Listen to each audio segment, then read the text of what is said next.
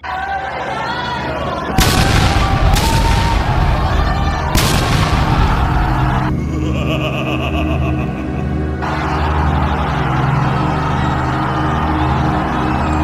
mga idol, kumusta po? DJL Sports TV nagbabalik mga idol.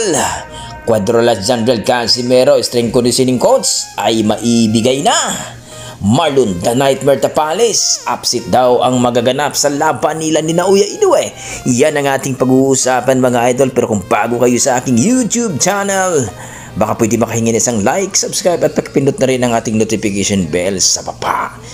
You know idol ay talaga naman ang ating pambato na si Cuadrolas Casimero dahil nga sa mga boxing fans na kung saan ay talagang dinidiman o talagang sinasabi nila na kailangan na po ng strength conditioning coach dahil po medyo humina na po ang ating pambato na si General Casimero na kumbaga hindi naman dapat tanggalin itong si Jason Casimero ang kanyang head coach pero magdadagdag lang daw sila ng strength conditioning coach. Well mga idol, ika nga ay sinabi na ng ating pambato na si Alas na talagang kailangan daw na o magkaroon na po sila ng strength conditioning coach at magte-training na po sa bansang Amerika ang ating pambato na si Alas. Well mga idol ay talaga namang mag-provide na po ang kanilang manager o kanilang promoter kung kinakailangan na, lalong-lalo na kung si Inoue ang kanyang makakalaban.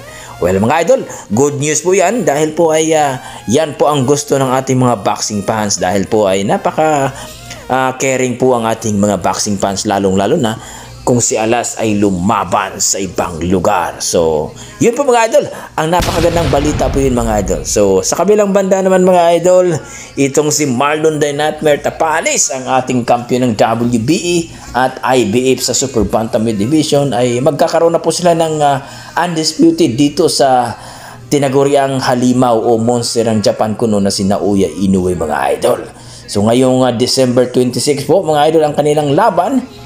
Well mga idol, sinabi nga ni Marlon The Nightmare Tapales ay maghanda itong si Naoya Inoue sapagkat mangyayari po daw ang upset sa kanilang laban. Well mga idol, hindi po malayong mangyari yan dahil gutom na gutom po itong si Marlon The Nightmare Tapales. Kung baga, talagang tatalunin daw niya itong monster ng Japan na si Naoya Inoue.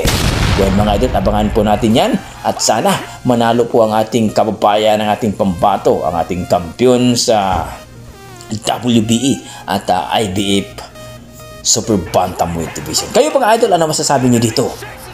Lalong-lalo na sa sinasabi ni Cuadrolas Casimero na magkaroon na po sila ng strength conditioning coach sa susunod nilang laban at ang itong si Marlon The Nightmare Tapales ay ma-upset daw ang kanyang laban dito kay Naoya Inoue. I-komento mo na sa baba mga idol para ating pag-usapan. Maraming salamat.